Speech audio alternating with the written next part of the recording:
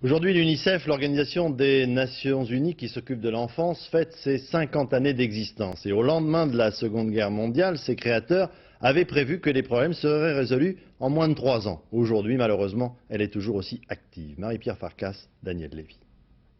C'est pour ces enfants-là que les Nations Unies ont créé l'UNICEF. 20 millions de petits Européens qui avaient faim en 1946 au lendemain de la guerre. Il y a 50 ans, drôle d'anniversaire.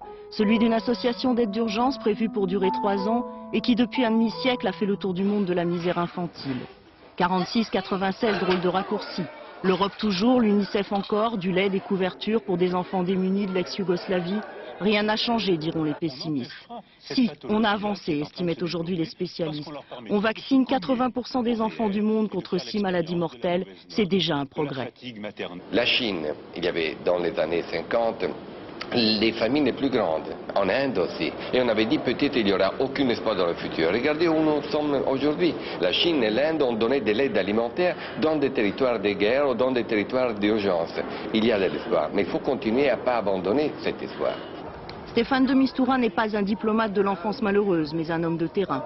26 ans de service, 17 missions en zone d'urgence, souvent après la guerre. Il n'est jamais content de lui, mais reste fidèle à sa devise. On ne fait jamais assez, mais c'est tellement mieux que rien. Quand tu donnes quelque chose, tu commences à être un homme, à être une femme.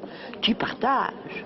Tu comprends le sens de ta vie. Tu n'as pas le droit de vivre avec tout lorsqu'il y a dans le monde des millions, surtout des enfants, voilà, qui n'ont rien.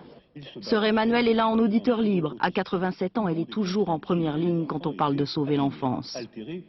Il faut que la colère vous pousse à marcher, que l'obstacle vous pousse à agir. Il faut s'acharner. S'acharner, donner du temps, de l'argent pour que les petits n'aient plus mal, plus peur, plus faim.